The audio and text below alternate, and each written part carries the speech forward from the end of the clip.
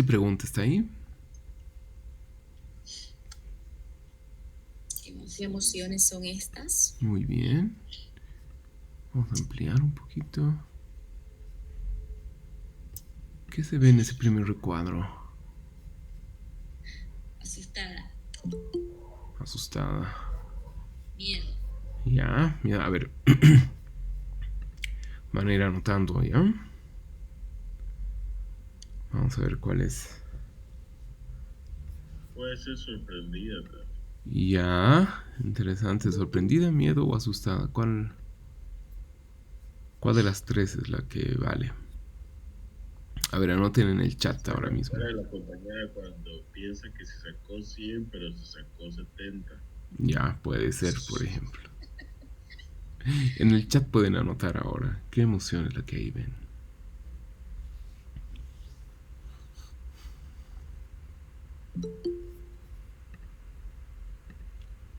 Siguen ingresando. Bien.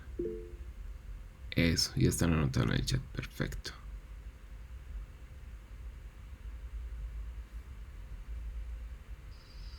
Ya, muy bien. licenciado. Buen día, ¿qué tal? ¿Qué tal? Buen día.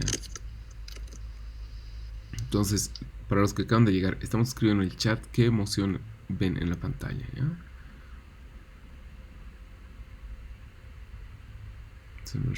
¿Cómo se llama siempre esta primera actividad que realizamos para ponernos atentos? Justo. Motivación cognitiva. Eso, activación cognitiva, muy bien.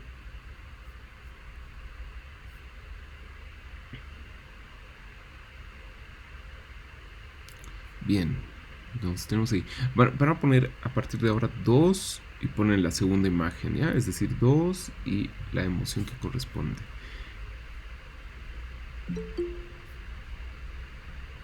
¿Qué emoción tenemos ahora en esta segunda imagen? Dos, felicidad, muy bien. Vayan anotando, ¿seguro? ¿Todos están de acuerdo con que es felicidad? Ah, dicen alegría, ¿no? Decepción. Adel.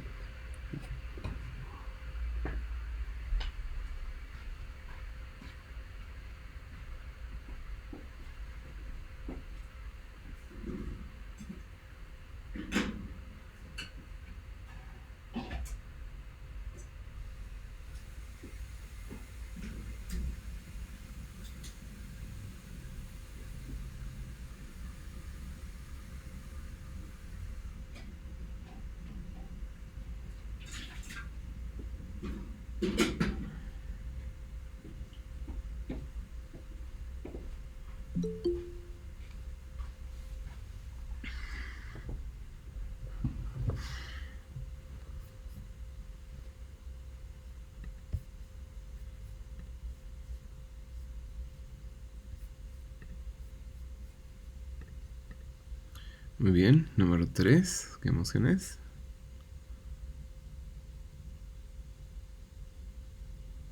Tristeza, dice Diana. ¿Qué dicen los demás?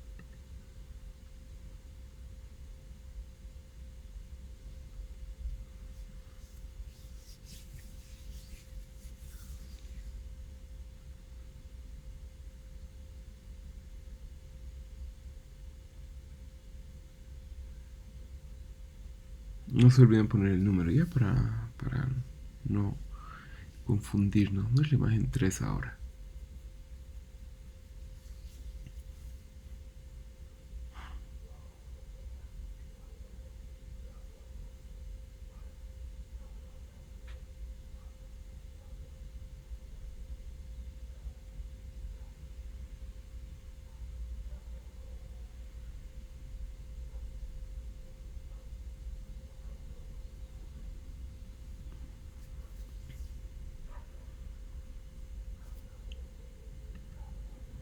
Bien.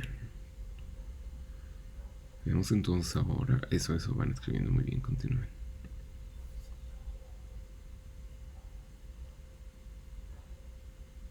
Veamos entonces ahora la siguiente imagen.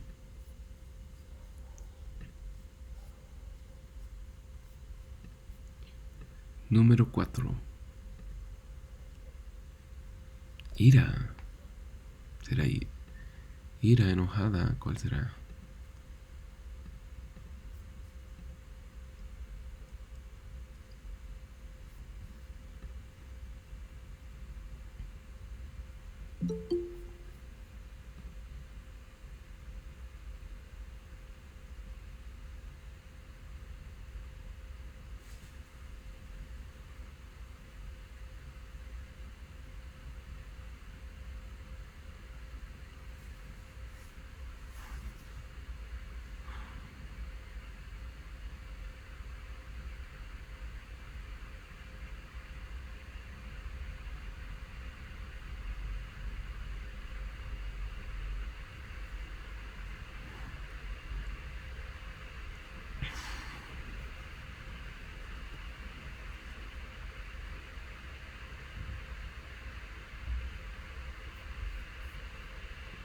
Muy bien, veamos. Sí, ok. Muy bien, veamos la siguiente.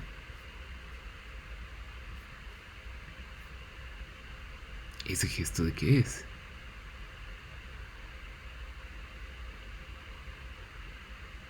Disgusto, asco, ¿ya?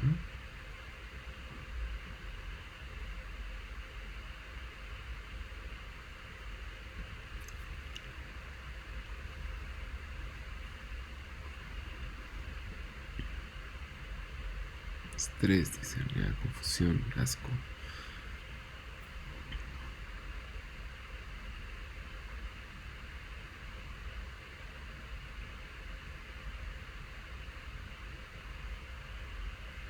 Ujú. Repulsión, ya. Incertidumbre, puede ser. Bien. Finalmente.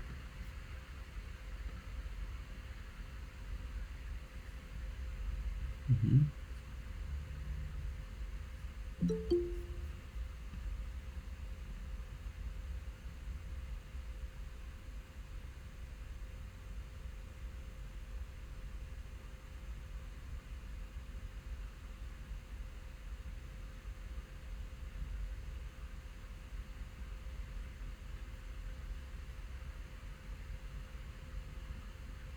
ujú.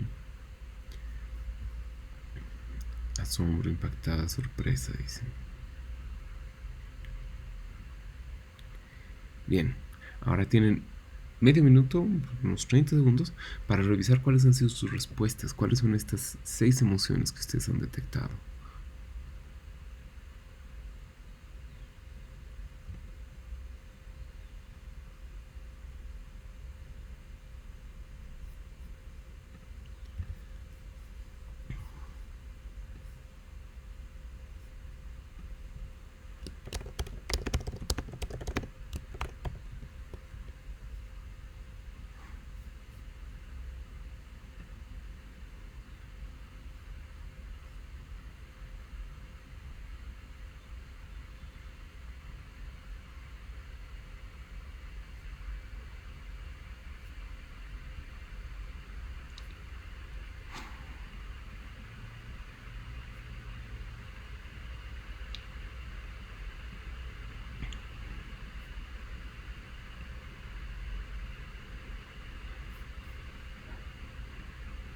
Bien, ya han revisado las 6 respuestas que han dado. Vamos a pasar ahora a la siguiente diapositiva.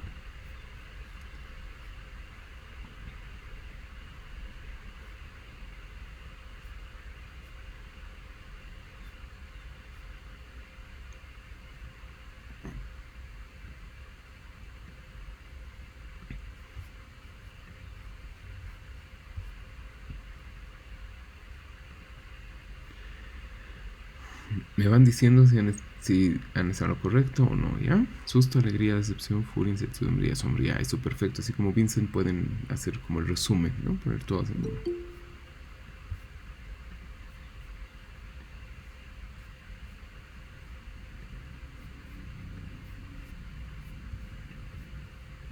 Vamos medio minuto más para que termine de escribir.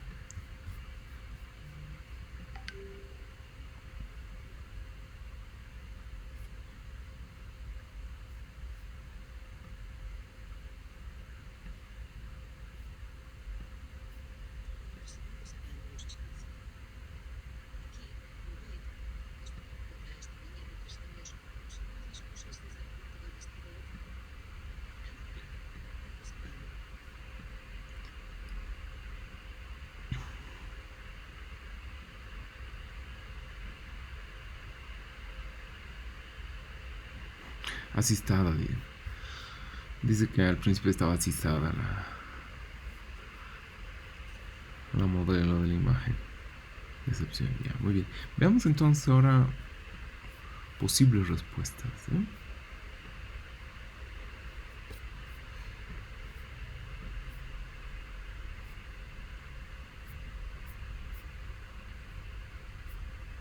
Veamos. Se nota bien.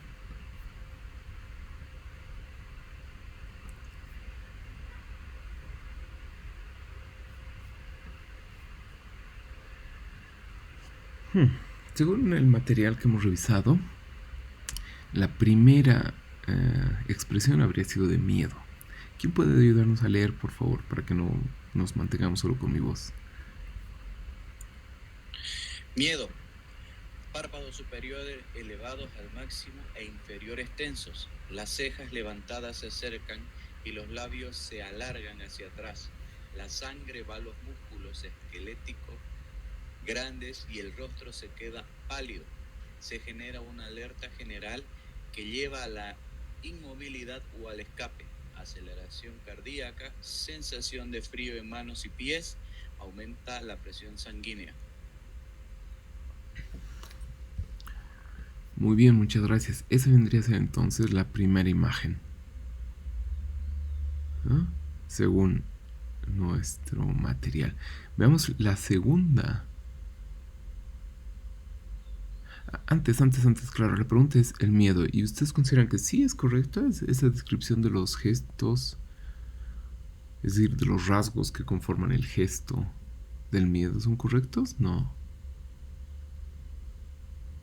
Es relativo. El otro día vi o sea, sí, es correcto, pero se podría agregar también el tema de que cuando uno tiene muchísimo miedo, también tiene la forma de como sonreír así, porque por ejemplo, cuando estamos en una montaña rusa, hacemos esto inconscientemente y parece que estamos riendo, pero es una expresión de la cara que según estaban haciendo estudios, se refería también al tema de los primates. Y los primates hacen lo mismo cuando están enojados. Pero cuando están enojados o cuando tienen miedo. También, ambos. Porque al estar enojados es porque tienen miedo de que los puedan atacar. Ya, eso es interesante. ¿Qué dicen los demás? ¿Hay algo más que se debería agregar a esa descripción del miedo?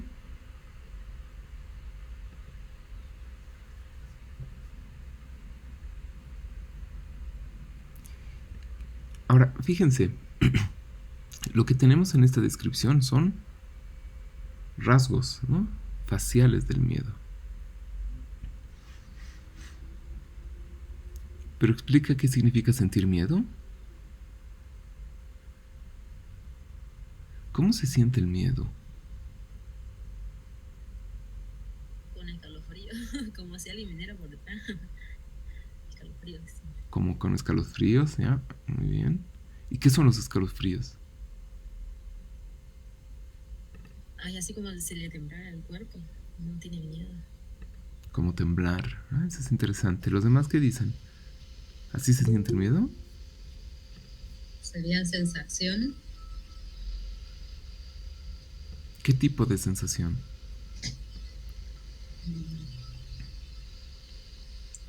Puede ser como una presión en el pecho. Una presión. Una sensación de querer escapar, huir. Ya, interesante. Como que se te acelera el corazón, digamos, ¿no? Cuando te da miedo y que no, como que se te acelera y tu ritmo cardíaco pulsa a 1000, digamos. Bien. Puede ser también que nos sentimos vulnerables. Ya. Sentirse vulnerable. Eso es interesante. ¿Cómo uno se siente vulnerable?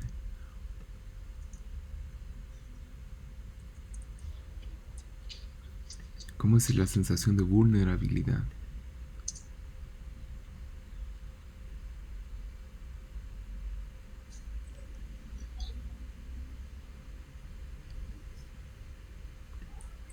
Ya. Ven, es interesante, ¿no? Y esa es la diferencia, por ejemplo, también entre perspectivas. Tenemos aquí la neurociencia, dice, bueno, no podemos, bueno, ¿qué ser el miedo? Pueden ser cierto tipo de conjunto de hormonas que se van segregando en el cerebro, ¿no? Ciertas reacciones electroquímicas que se manifiestan en gestos, ¿no? Y los conductistas, por ejemplo, estarían de acuerdo, ok, hay gestos y esos gestos son los que se pueden describir. Pero ya una perspectiva más fenomenológica se preguntaría por qué significa sentir eso, ¿no? ¿Cómo es la sensación del miedo? Vayamos por la segunda sensación, alegría. ¿Quién quiere leer alegría? Alegría, contracción de los músculos cigomático y ocular que generan el movimiento particular de ojos y labios.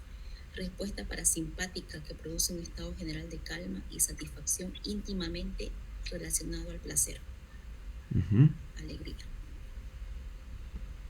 ¿Están de acuerdo con esa descripción? ¿Qué agregarían ustedes? ¿Qué haría falta?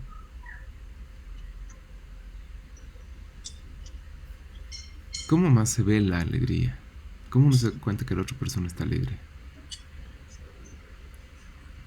Por el rostro, ¿no? O sea, vos ves el rostro de la persona y ves que está su estado. O sea, ella te demuestra, digamos. Podría ser. O muchas veces con las carcajadas que uno da, ¿no? Gente que ríe tiene una risa bien peculiar, digamos, y se escucha, la persona está alegre, digamos, ¿no? Entonces, y es contagiosa además, ¿no? ¿Es contagiosa la alegría? Cuando ves a una persona sonreír, particularmente a mí me pasa, y yo me río, o sea, simplemente puedes escucharla y me da risa, digamos. Discrepo. No sé si de su misma risa, pero a mí particularmente me pasa eso. Y obviamente tal vez no pueda estar alegre, pero el tema de que ya vea sonreír a alguien o esa risa, esa carcajada, yo digo, está alegre, digamos, ¿no? Y uno sonríe, digamos. Entonces es no que me cambie mi estado de ánimo, no, es diferente, para que se entienda mejor. Interesante. Alguien discrepaba, pero... No, ¿En qué sentido? Pero ya lo aclaró claramente. El hecho de que yo vea que alguien ría carcajada no va a cambiar mi estado de ánimo. Puedo sonreír, puedo mostrar una sonrisa, pero no voy a alegrarme o estar feliz como ella. Pero ya lo aclaró la compañera. ¿En serio? No, los sentimientos no son contagiosos. ¿Y qué pasa cuando alguien, por ejemplo, está así como renegando y nervioso y como de mal humor? ¿Acaso a veces no nos contagia también ese estado de ánimo? No creo que sea contagioso. Creo que puede generar un cambio de estado anímico, pero no es contagioso, no creo. Y es momentáneo, ¿no? No, o sea, es un momento, digamos. Sí, ¿no les ha pasado? Porque alguna vez, por ejemplo, yendo al trabajo, se han topado con alguien que estaba así, sumamente molesto, problemas y así como renegando, y ustedes estaban ¿no les ha pasado que alguna vez como yendo al trabajo, de pronto han encontrado a alguien que también estaba así como molesto, y de pronto ustedes también han comenzado a sentir esa molestia, como ese estrés, esa persona nerviosa, y les ha dejado así como un mal humor durante el día? ¿Nunca les ha pasado algo así?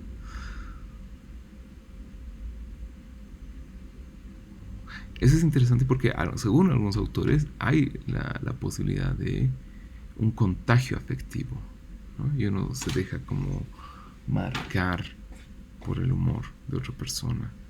Y eso sería, por ejemplo, un grado de empatía, ¿no? Uno de pronto dice, estoy también así. Pero es interesante. ¿Algo más que agregar sobre la alegría?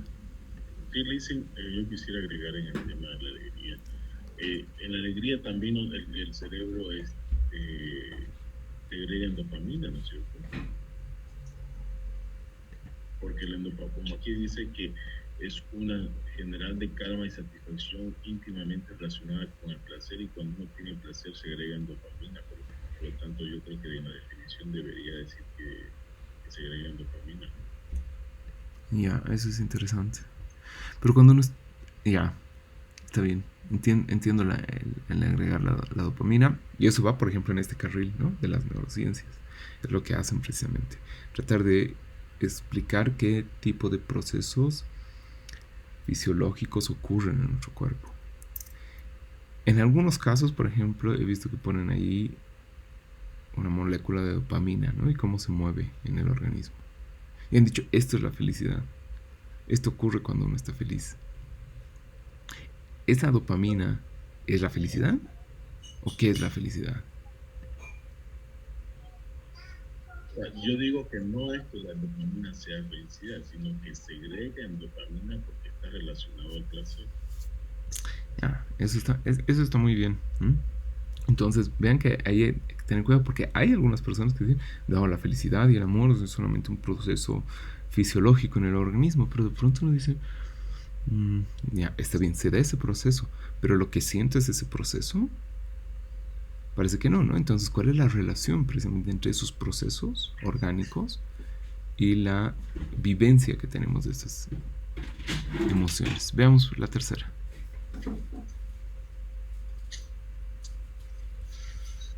¿Quién quiere leer? Tristeza. Caen los párpados superiores y se angulan las cejas hacia arriba. Los labios se estiran. Se hace más lento el metabolismo del cuerpo, lo cual genera una caída de energía, así como un aislamiento introspectivo. Bien, ¿qué agregarían en esta emoción?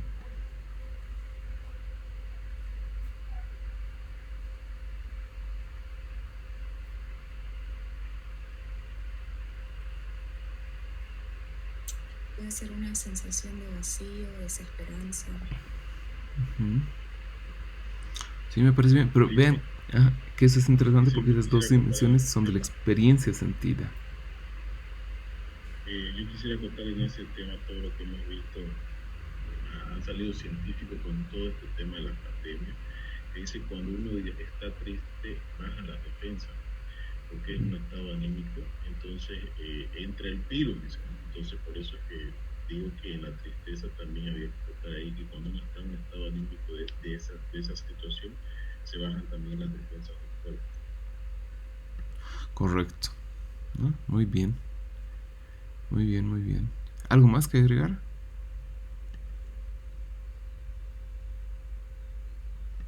Pasemos a la siguiente entonces. ¿Qué tenemos ahí? ¿Quién desea leer?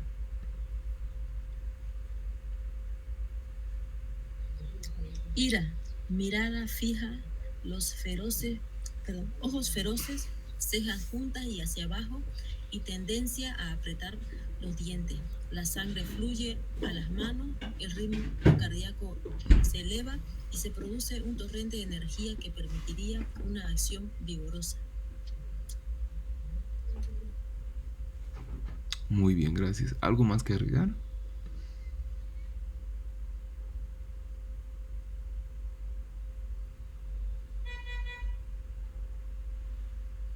Sería que cuando uno está enojado también a veces aquí como que la vena de aquí se empieza así como a dilatar, ¿no?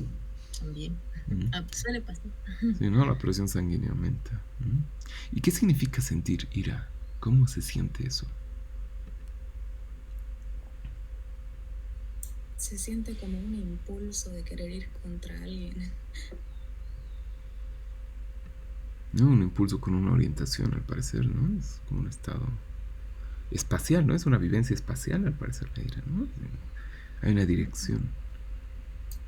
Además, dicen el cuerpo se calienta, ¿no? Como si se subiera la temperatura en todo el cuerpo. Sí, ¿no? El aumento de la presión sanguínea parece también producir eso, ¿no? Y uno dice, estoy caliente de ira, ¿no? Se pone También colorado. uno suele perder el control de sus actos también cuando uno está con ira, suele perder también el control. Sí. Sí, en realidad va a ser característico, ¿no? La palabra emoción va a venir de eso, ¿no? De mover, ¿no? Nos produce un movimiento en nosotros. Y ese movimiento puede de alguna manera descontrolarnos, ¿no? Perder el control. Ese es el poder, por ejemplo, de las emociones. En cambio, se dice que los sentimientos pues aparecen de una manera menos impactante en nuestra vida anímica, pero a veces perduran durante mayor tiempo. Veamos el siguiente caso.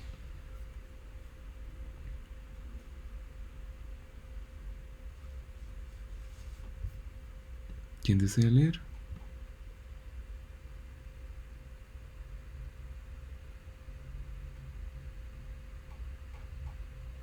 Asco. Dice, El labio antes de... superior se tuerce mientras que el músculo que produce la nariz se contrae ligeramente y busca bloquear las fosas nasales para evitar el olor nocivo y gesto de la nariz arrugada o escupir el alimento perjudicial.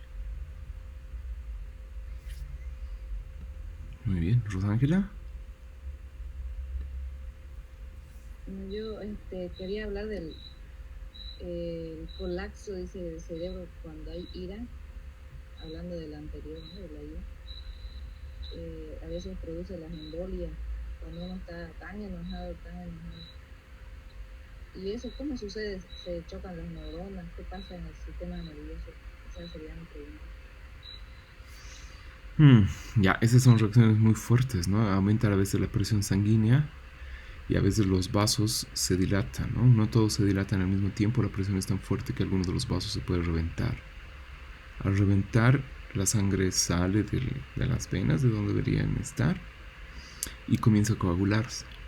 Ese coágulo puede generar dos efectos, ¿no? Por una parte, cortar el flujo sanguíneo, lo que puede afectar una parte del cerebro a la que no llega sangre y no llega oxígeno. O dos, el derrame puede ser tan grande que comienza al coagularse, comienza a generar presión en el cerebro y ahí puede generar alguna lesión. En otros casos puede comenzar a coagularse y uno de los pedazos de coágulo puede seguir fluyendo y al fluir puede llegar a algún vaso más delgado y puede obstruir el paso de la sangre, nuevamente evitando el paso del flujo sanguíneo de la sangre y del oxígeno a otra parte del cerebro, y ahí se comienzan a producir también problemas, ¿no? Entonces por eso también hay que tener cuidado no solamente con la ira fuerte, sino también con los golpes en la cabeza, ¿no? Porque un golpe en la cabeza puede producir cierto tipo de coágulo y luego grandes dificultades, ¿no? Entonces por eso siempre es importante conocer las emociones y tratar de aprender a controlarlas, ¿no? A manejarlas. Ahí hay una gran discusión. Si tenemos que aprender a manejar nuestras emociones, a controlarlas porque son algo negativo en nuestra vida, o si por el contrario tenemos que aprender a aceptarlas y modularlas, ¿no? Pero sería la pregunta, ¿qué hacemos con las emociones? Y es una pregunta que los profesores, los docentes deberíamos saber plantearnos, ¿no? Para poder ayudar a nuestros estudiantes, ¿no? A reconocer sus emociones, a saber cómo están, a orientarles, y también nosotros, ¿no? Cómo manejarnos con la frustración, etc. No es sencillo, y por eso es que generalmente esa discusión cae no solamente en la ética o en la deontología, sino también cae en la filosofía, ¿no? ¿Qué son las emociones? ¿Cómo nos manejamos con ellas? ¿Podría existir un ser humano sin emociones?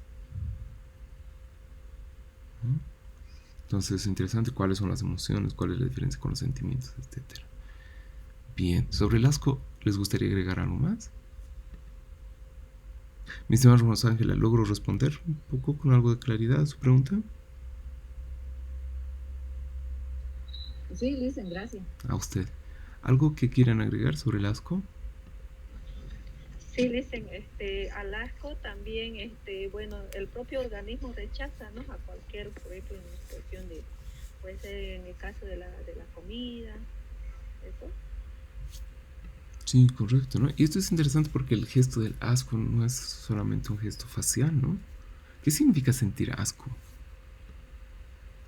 El asco dice denominación de desagrado, disgusto que sentimos ya sea al ver o al sentir algo que no nos gusta.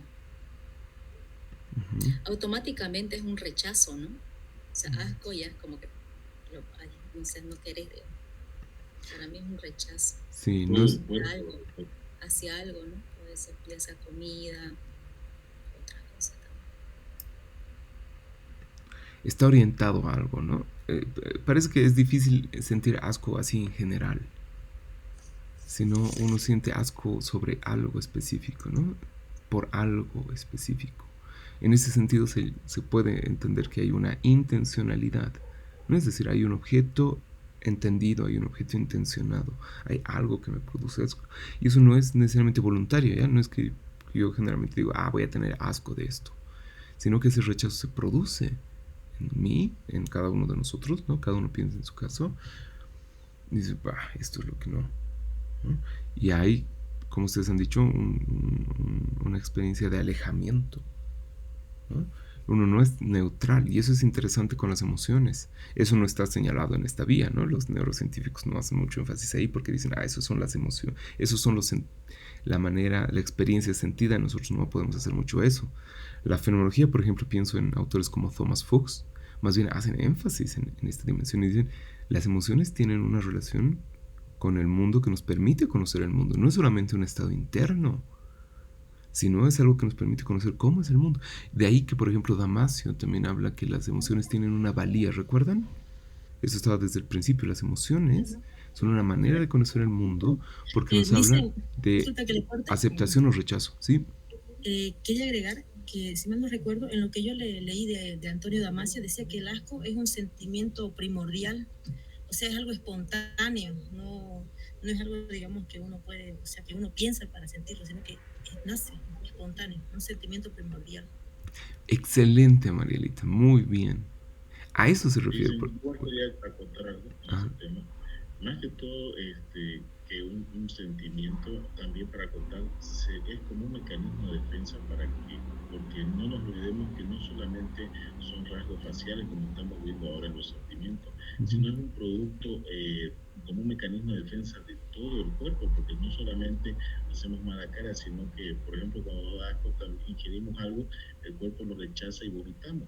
Entonces, ¿qué significa? El cuerpo es como una señal de alerta que eso nos está haciendo mal o es que realmente no nos gusta. Entonces, es una señal de alerta como un mecanismo de defensa, para mí, ¿no? Correcto, muy bien, muy bien. Lo que ustedes dos han dicho es sumamente importante. Ahí es donde Damasio está un poquito más cerca de la fenomenología, ¿no? Porque él dice las emociones no solamente son procesos fisiológicos en nosotros, sino que implican cierto tipo de sensación en nosotros, ¿no? Emociones primordiales, por ejemplo, decía Marielita. Y a eso se refiere precisamente Damasio cuando dice primordial, ¿no? Ocurre involuntariamente en nosotros. No es una dimensión pensada o reflexionada, ¿no? No hay primero un proceso de reflexión. Uno piensa que estoy sintiendo, creo que siento asco, entonces voy a tener esta actitud. Es algo que se produce inmediatamente, que nos revela, por lo tanto, una relación con el mundo. Nos revela también una manera en que nosotros somos. Y eso es interesante con lo que decía Rafael, que también aparece, por ejemplo, en Damasio y en Thomas Fuchs. Estas emociones tienen entonces una valía, ¿no? Nos sirven para evaluar nuestra relación con el mundo. Nos permiten conocer el mundo de una manera. Y ahí decir, esto acepto, pero esto rechazo. Aquí hay algo que rechazo. Entonces ahí hay una valencia, ¿no? A eso se llama una forma de experiencia del valor.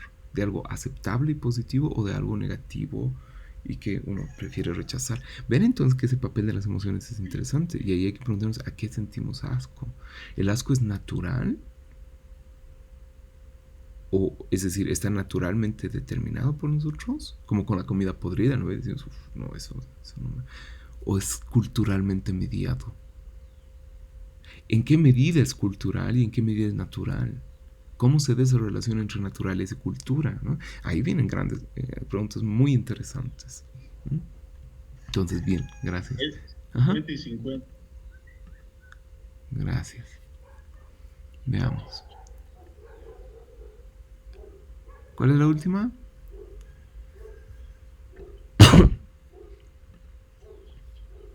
¿Es la? Sorpresa. ¿Quién desea leer? Sorpresa. Muy bien, ¿quién desea leer? Lo leo, Lice. Por favor. Se elevan las cejas para mayor alcance virtual y para que llegue más la luz, la retina, a fin de obtener más conocimiento y evaluar el estímulo inesperado. Estoy leyendo en el celular, dicen, va a disculpar. Está muy bien, más bien muchas gracias. ¿Qué aumentarían en la sorpresa?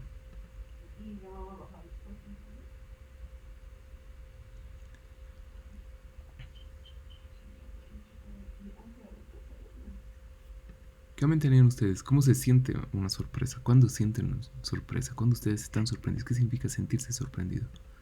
Bueno, yo podría sentir una sorpresa cuando alguien me da una sorpresa, algún jefe, digamos, ¿no? Alguna familia que uno a veces espera, digamos, o una sorpresa que le den, ¿no? Inesperadamente que llegue. Ya, muy bien. ¿Qué dicen los demás?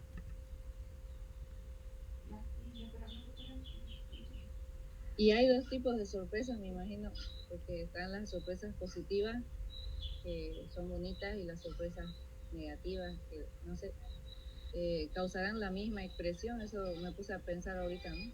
Las sorpresas malas, por ejemplo, que me van a causar un disgusto, ¿cómo será la expresión? Muy bien, muy buena pregunta, ¿no? Y eso es interesante porque mientras el asco parece marcar algo negativo, ¿no ve? Nos permite conocer al mundo y decir, esto no. Vean, eso ya es igual una dimensión compleja porque tiene que ver con la valoración, ¿no? Y la alegría tal vez nos dice sí, ¿no? O el deseo más bien nos dice, eso quiero, ¿no? De pronto uno se siente atraído. Y dice, eso me hace bien. ¿Ah? En cambio, la sorpresa parece tener esta ambivalencia, ¿no? La sorpresa puede ser por lo positivo como por lo negativo inesperado. Ahora, claro, ahí viene entonces la pregunta. ¿Hasta qué punto nosotros podemos aceptar que esta tabla es correcta? ¿No? Esta tabla proviene de los materiales que hemos visto de neuroeducación y claro, proponen que estas serían las 6 emociones básicas o primordiales, ¿no? A partir de varios otros autores, John Steingarten y demás, ¿no? Y sí, le tengo una pregunta. Ajá. Adelante. Antes que terminemos el tema. Por ejemplo, hay la circunstancia cuando la mujer, por rescatar a su hijo, levanta un auto, ¿no es cierto? Esa es en el sentimiento del miedo porque está en estado de alerta. Ya, eso es interesante, ¿ya? Es emoción, ¿no? Aquí tratan de hacer la diferencia entre emoción y sentimiento. Otros autores no aceptan la diferencia. Es un tema de discusión muy interesante. Que todas las mujeres pueden levantar un auto cuando su hijo está en peligro.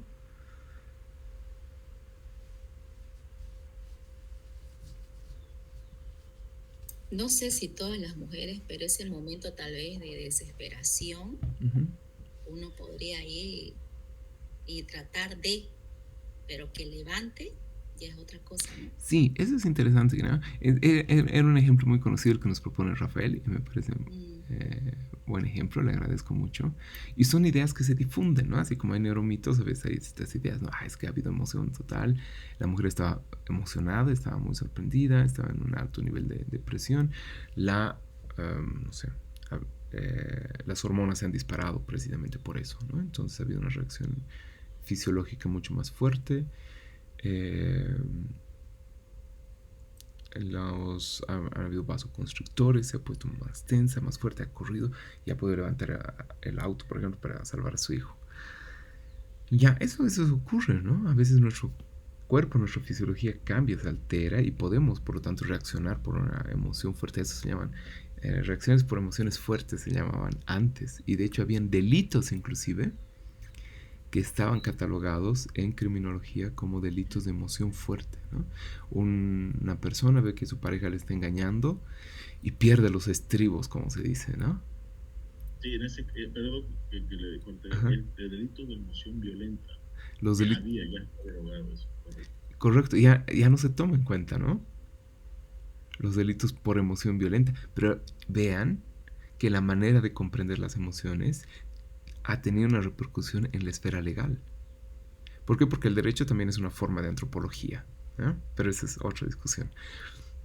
No obstante, el que el derecho en algún momento haya aceptado delitos por emoción violenta y luego los haya rechazado, implica que la comprensión de las emociones juega un papel importante en nuestra vida intersubjetiva. Y ahí se pensaba realmente que una persona no puede controlar sus emociones. Al no poder controlar sus emociones, pierde la racionalidad. Al perder la racionalidad ya no es una persona que se gobierna a sí misma. Aquí viene un caso interesante, ¿no? Si una persona ha perdido el control de sí misma, ¿es responsable de sus actos? Piensen en otras situaciones, ¿ya? No solamente legalmente punibles, como en el caso de las emociones violentas. Como cuando alguien dice es que estaba furioso y por eso he golpeado a mi hijo. ¿Eso es algo aceptable? ¿Realmente las emociones no se pueden controlar? Es difícil a veces, pero sí se puede controlar y creo que sí la persona debe ser responsable de las consecuencias de sus actos. Porque a veces también se dice, no, es que es que esa mujer o ese hombre me gustaba demasiado, me ha hecho despertar impulsos sexuales muy fuertes y no he podido evitar, pues, forzar que tengamos relaciones sexuales. Y ahí tenemos casos Como de un la instinto violación. más animal, ¿no? Pero o sea, somos seres racionales y creo que tenemos la capacidad de poder decidir sobre nuestras acciones. Pero podría ser un ejercicio, ¿no? Tratar de dominar nuestras emociones. Los estoicos conformaron una escuela filosófica. Depende de Pero, la situación. pero Rafael, un Solo que minutito.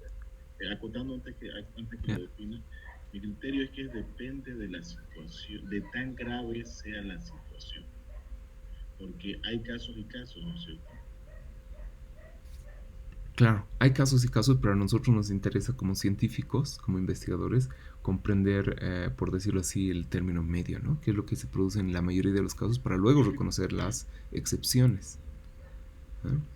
Sobre las emociones, por ejemplo, y si estas deben ser controladas, había toda una escuela llamada la escuela estoica, que retorna cada cierto tiempo, que proponía que las emociones son realmente un lastre para nuestra capacidad racional y que por lo tanto debemos aprender a controlarlas. Y ellos desarrollaron muchos ejercicios para aprender a controlar las emociones, para controlar las pasiones, las llamaban ellos llamaban pasiones a esto. Entonces por eso decían que uno de los ideales del ser humano era ser apático, ¿no? Poder controlar las emociones al punto de no sentir esa pasión, ese pathos, ¿no? De ahí viene apático. Y lo contrario más bien era lo patético, de ahí viene la palabra patético, que era estar demasiado emocionado, ¿no? Una persona patética es la que sufre mucho, y de una manera a veces descontrolada. Ustedes tal vez conocen a un amigo o una amiga o un familiar que eventualmente tiene ese carácter patético, ¿no? Deja que las emociones le desborden, no puede controlar, se desata en llanto o en risa. El ideal más bien para estos filósofos era poder controlar eso y evitar, reducir esos excesos totales, ¿no? Los neurocientíficos dicen que precisamente toda esa reacción emotiva proviene de la amígdala, ¿no? Esa parte del cerebro que hemos visto que estaría como en la región del cerebro reptiliano, ¿no? La parte más antigua, más primitiva, ¿no? Ligada, por ejemplo, al cerebro, lo que denomina a Damasio como el protosimismo también. Y que el neocórtex, ¿no? Toda esta región prefrontal que tenemos en el cerebro, que es la que más tardíamente se ha desarrollado en la historia de la humanidad, es la que nos permite controlar y mesurar esas explosiones emotivas, ¿no? Entonces debe haber una reacción cuidadosa. Entonces, volviendo precisamente a la pregunta de Rafael, ¿no? Pueden haber situaciones en estas en las que explotamos y que sean beneficiosas en la medida en que nos sirven para proteger a alguien, para cuidarnos a nosotros, pero que también pueden ser situaciones en las que estallamos y nos perdemos, ¿no? Como en violencia, ira, desahogo y demás. ¿Qué hacemos nosotros como educadores con esos casos extremos? Debemos comprender que la educación, por ejemplo, ¿no? Cuando estamos en aula, como estudiantes o como docentes, significa también ese proceso de mediar las emociones, ¿no? Si de pronto un compañero dice algo así medio inapropiado y demás, nuestra reacción no puede ser gritarle, ¿no? Ay, ¿qué te pasa, güey? Sino calmarnos un poco y pensar, ¿cómo puedo orientar esta situación? Con los adolescentes es peor, ¿no? Ellos están así además hirviendo de hormonas y demás, entonces viene la pregunta es nosotros cómo podemos ayudar. Bien, entonces eso como parte de la reflexión del tema de emociones. No vamos a poder terminar de ver todo por razones de tiempo, pero les queda un material interesante. Les voy a pasar algunos videos sobre las emociones y sobre los estoicos también. Estas 6 emociones serían las básicas según algunos neurocientíficos. Tomen la primera letra de cada una de las palabras. ¿Qué se forma? Así como para hacer un acróstico.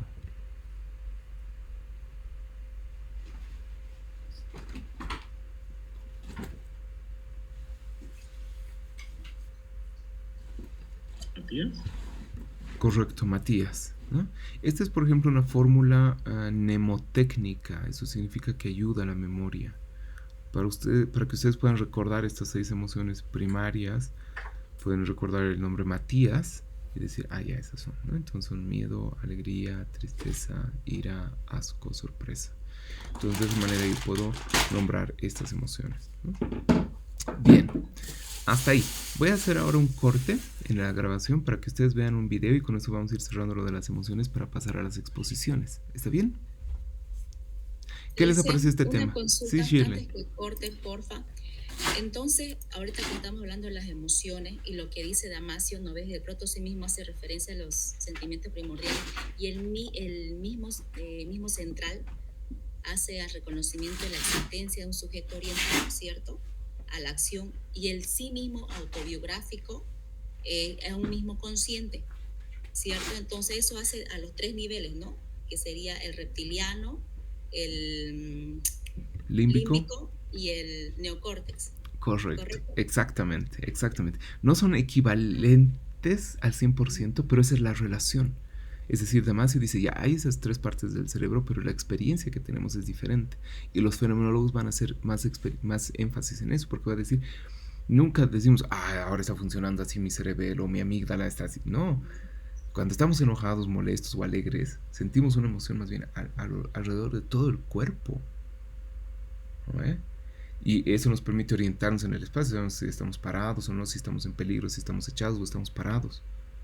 ¿No? Claro, es el mismo consciente que se da cuenta, ¿no? Correcto, pero al mismo tiempo es una dimensión autobiográfica porque nos molestamos y decimos, claro, estoy molesto por esto, por el otro, o estoy alegre por esta y esta otra razón, y eso tiene que ver con mi vida de tal y cual manera. Entonces esas 3 dimensiones parecen estar siempre aunadas, ¿no? Entonces ahí es importante para mí que ustedes puedan ver las diferentes formas de explicación.